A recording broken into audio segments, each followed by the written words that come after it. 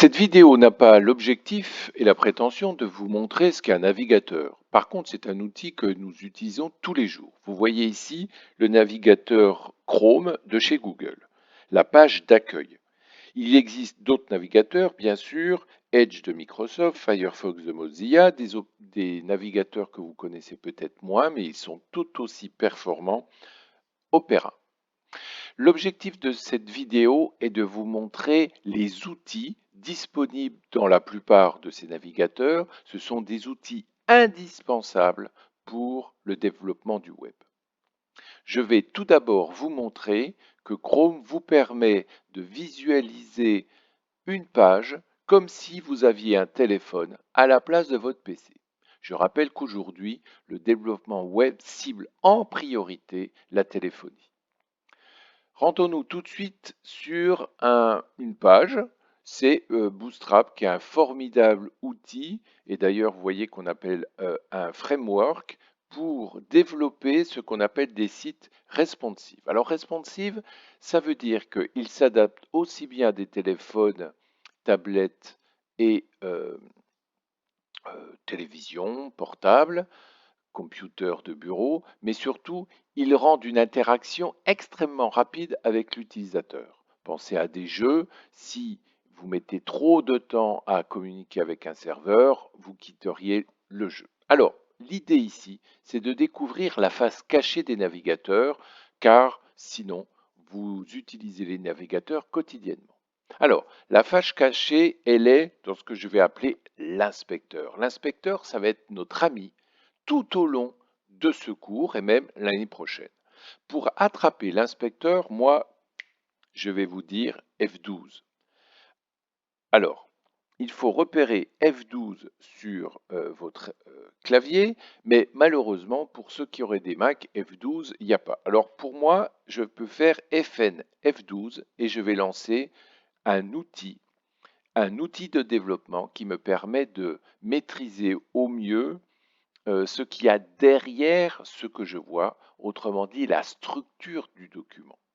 Alors, si vous n'avez pas FN F12 ou F12 directement, vous pourrez toujours venir ici, voilà, à l'extrême droite, est-ce que vous voyez?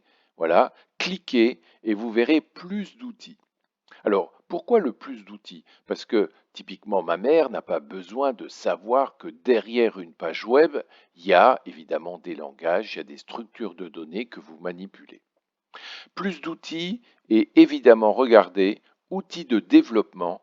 Donc, moi, je tape FN F12, mais en faisant CTRL majuscule I, vous devriez atteindre ces outils de développement. Donc, peu importe la manière dont vous allez accéder à ces outils, en tout cas, nous nous lançons dans ces outils.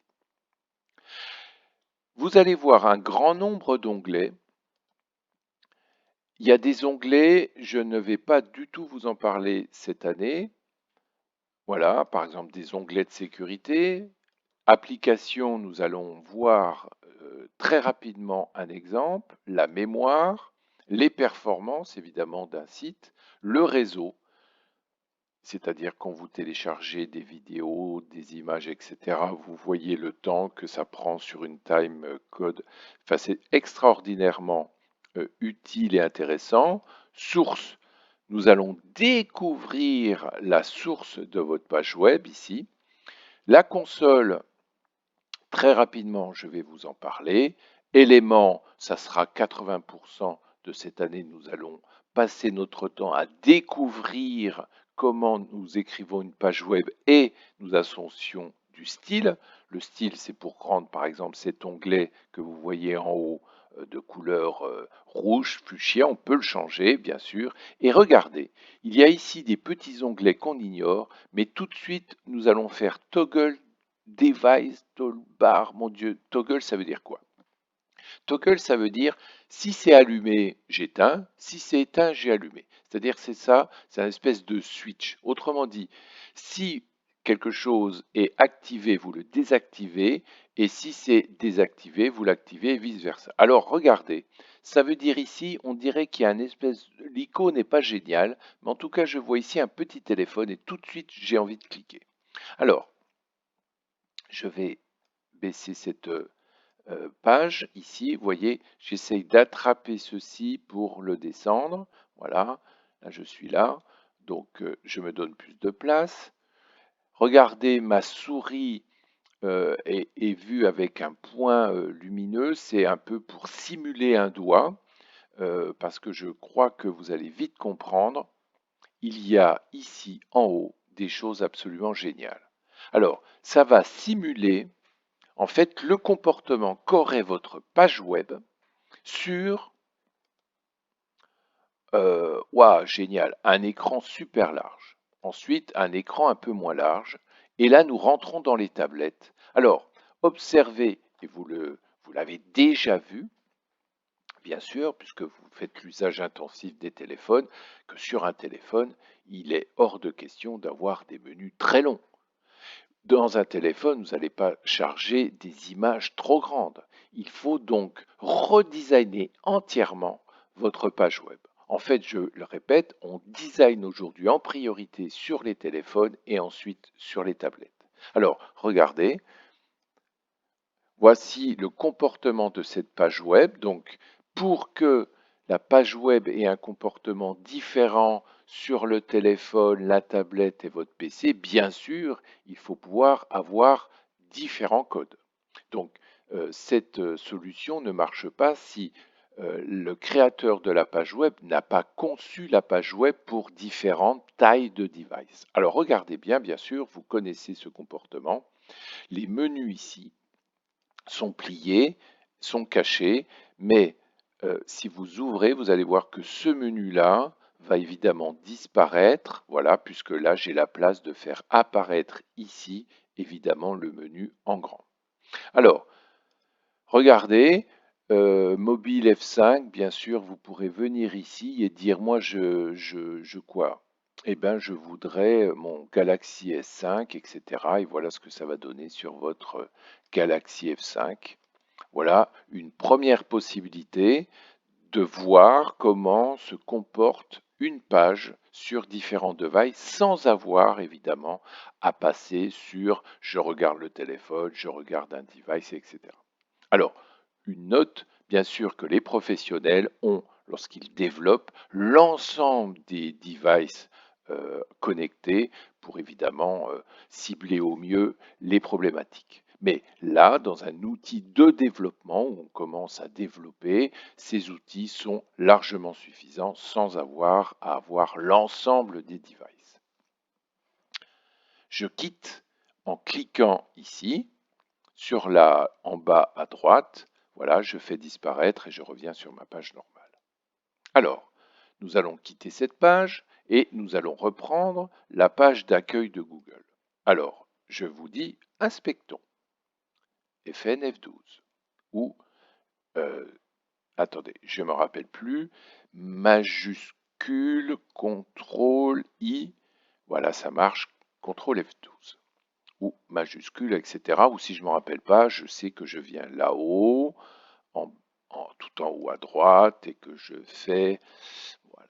Donc ça, dans le cours qu'on va démarrer, ça sera quotidiennement, vous allez dès le matin faire évidemment 5 fruits, 5 légumes, votre stretching, boire un bon café, une tartine de pain, et vous ferez contrôle majuscule I ou l'inspecteur pour découvrir comment fonctionne une page web. Voilà, je vous promets que j'ai fait ça pendant des années. Dès que je voyais une page, hop, j'étais curieux et je regardais comment c'était fait et j'ai appris par moi-même. L'idée du cours, évidemment, est de vous rendre totalement autonome par rapport à le cours de Monsieur Dupont.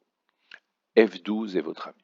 Alors, cette page cible, Galaxy, etc., je vais donc ôter cette option et je vais vous montrer une autre force, mais ça c'est fin du cours, début du cours de L2, il y a ce qu'on appelle la console.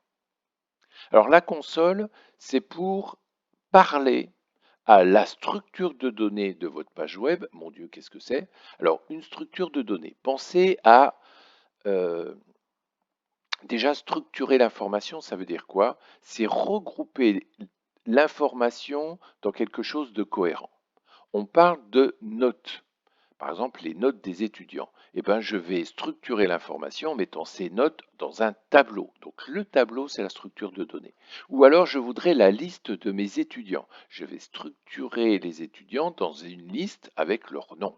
Et c'est quoi un algorithme? C'est quelque chose qui manipule ces structures. Je voudrais trier les étudiants d'Evry qui ont eu plus que 15 au cours de web, etc. Voilà. Alors, la console va permettre d'atteindre la structure de données de la page web. On ne sait pas ce que c'est, alors c'est pas un tableau, c'est pas une liste, c'est un arbre. Vous allez voir que par exemple body, vous avez peut-être entendu parler du body. Le body, c'est le corps de votre page web, va contenir l'ensemble des éléments de votre page web. Un peu comme un arbre, c'est-à-dire vous avez un tronc et après les ramifications. Alors, console me permet d'atteindre la structure et de jouer avec ces structures. Alors pour jouer, eh ben, il faut faire des algorithmes, certes, mais il faut les écrire dans un langage. Le langage, c'est JavaScript. Alors je vais m'amuser, voilà, à écrire un petit code et normalement, là je vous fais une vidéo de VRP, c'est-à-dire que je vends mon truc. Vous voyez Google, le logo, eh bien, si je suis capable de voir la structure, je vais aller, ne cherchez pas à comprendre le code, mais je vais aller chercher ce logo-là et j'ai envie de mettre la photo de mon copain, de ma copine, de mes parents, de mon chien, de mon professeur que j'aime pas du tout, etc. C'est possible puisque vous avez la structure et vous avez un code. Le code est écrit en JavaScript, donc ça c'est la fin du cours, hein. On va à peine en parler à la fin du cours, mais en tout cas, vous allez être capable de hacker la page de Google en mettant la photo de la personne que vous aimez le plus. Tiens, c'est Monsieur Dupont. Donc c'est absolument génial. Alors, c'est possible grâce à la console. Donc voilà encore un outil incroyablement puissant qui me permet d'interagir avec ce qui est écrit dans une page web. Alors bien sûr, j'ai hacké la page de Google. Vous pouvez faire croire à vos parents, par exemple, que vous injectez du code et que il y a marqué virus, etc. Et c'est possible. Et d'ailleurs, on pourrait faire complètement disparaître, je vous le fais en direct, une page web. Je dis que le body, euh, en fait, inner text égale rien du tout, et là, il n'y a plus rien du tout. Vous avez fait disparaître ouah, le site préféré, vos chaînes YouTube, etc. Bien sûr, vous travaillez sur une structure de données qui est une copie de ce qu'il y a sur un serveur, donc il suffit évidemment de rassurer tout le monde, le Père Noël n'est pas une ordure, et en rafraîchissant votre page, bien sûr, vous revenez à la page identique. Donc, après avoir vu un outil qui me permet de visualiser une page dans différents devices, téléphone, tablette, de voir qu'on pourra jouer dans quelque temps sur la structure de données d'une page web, nous allons voir aussi que une page web, vous pouvez... Mon Dieu, qu'est-ce que c'est? Alors, c'est un jeu et vous avez le droit de jouer, mais quand vous jouez, qui c'est qui? Le high score 156. Eh bien, dites voir, vous n'êtes pas très fort à ce jeu-là.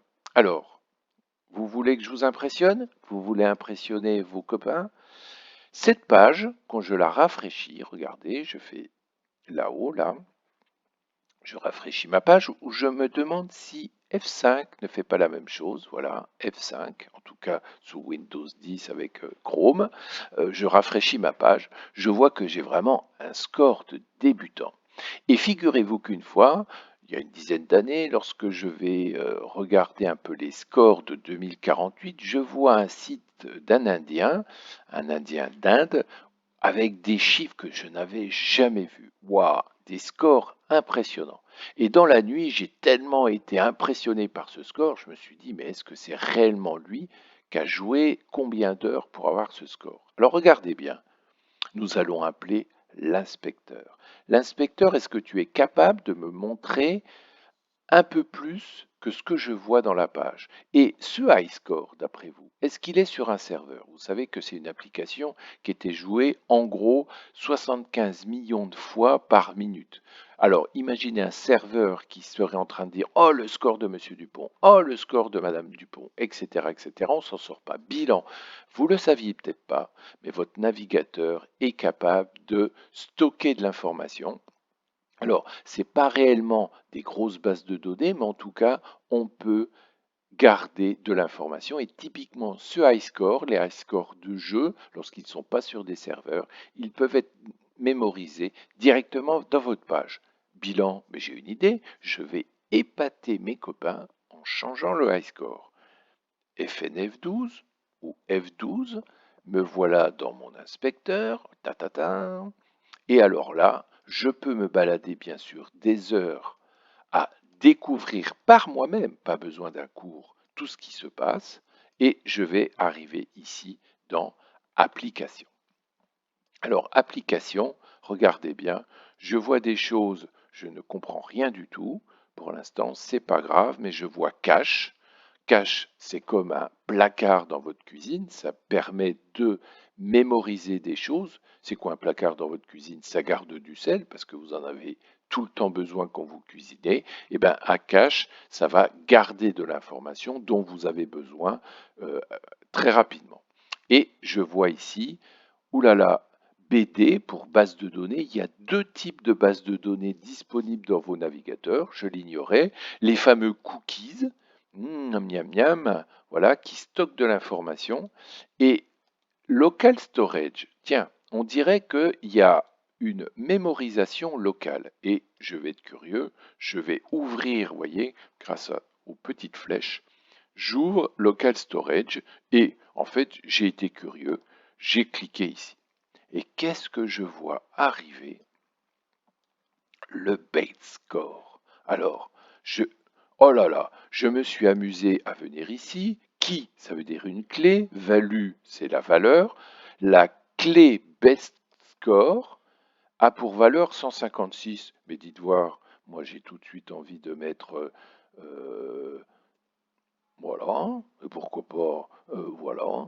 Et puis j'ai envie vraiment de vous épater. Alors ne rigolez pas, je vais maintenant faire entrer là, voilà. Et ah bah zut, ça n'a pas marché, c'est dommage. Ah c'est dommage, je suis.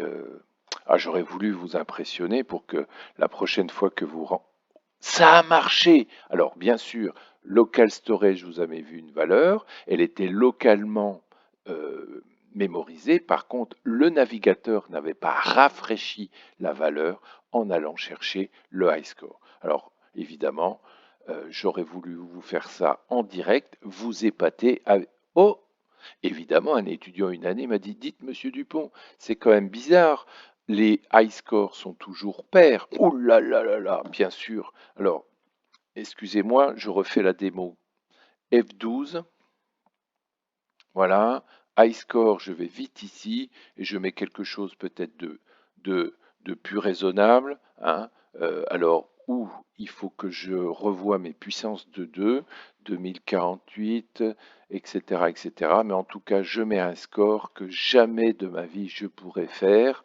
Et vous savez qu'il y a une limite d'ailleurs du high score avec des valeurs. Et d'ailleurs, vous savez qu'on peut peut-être aussi aller chercher ces cases. Voilà, hein. Donc, quand vous jouez, ces cases-là, lorsque je rafraîchis, vous verrez que certaines cases, si vous avez perdu, reviennent. Et donc, là aussi, vous pourrez modifier, donc mettre un score de 2048 si vous voulez sur une case. Voilà pour les démonstrations. Simuler des téléphones, allez voir la structure est modifiée et regardez ce qui est stocké. Mais bien sûr, la grosse utilisation qu'on va faire cette année de l'inspecteur, c'est tout simplement la découverte de notre HTML et de notre CSS. Alors, je repars dans le navigateur, voilà, F12, et je vais voir éléments, et je reprendrai un cours évidemment sur éléments, mais je voudrais aller chercher ce 2048. Regardez comment ça va être simple. Vous allez vous mettre sur le 2048, Voilà. Vous allez faire bouton de droite. Donc j'ai cliqué sur ma souris sur bouton de droite. Donc ceux qui sont évidemment avec des tablettes avec les doigts, bah, vous allez être obligé de, puisque on n'est là pas pour naviguer, on est là pour développer. Vous allez tout de suite reprendre une souris et regarder inspecteur, voilà, et nous allons inspecter directement ce 2048. Voilà, 2048, je vois que c'est un H1. Ceux qui n'ont jamais fait de HTML, eh ben, vous apprendrez par vous-même. Vous allez voir que je ne vais pas tout à fait vous montrer ce qu'est H1, puisque ça veut dire header de plus haut niveau. Vous n'avez pas besoin d'être à l'université pour apprendre ces choses-là, et que si on est à peu près courant, H2, c'est un niveau plus bas, jusqu'à H6. Tentez H12, mais ça n'existe pas. H1, c'est pour mettre un titre. Par contre, nous voyons un certain nombre de balises, body, etc. Et nous allons découvrir évidemment que div, c'est pour des divisions. Mais regardez bien, quand je déplace mon curseur sur élément, je fais également en haut, vous voyez bien, il me montre énormément d'informations. Il y a même des couleurs bleues, vert, et nous allons voir tout ça. Alors le titre, regardez, on vous montre ici le CSS, c'est le style, ça veut dire quel est le style qui est associé à ce EH1 pour voir plus gros. Et regardez ici, eh ben, commençons le cours. Si j'ôte la fonte, ça veut dire size, c'est la taille. Et il suffit de venir cliquer ici pour que la fonte soit plus utile. C'est-à-dire que ce que je ne fais pas, regardez, c'est que je prends par exemple Bolt, voilà, et je le supprime. Voilà. Ça, c'est pas une bonne idée de supprimer.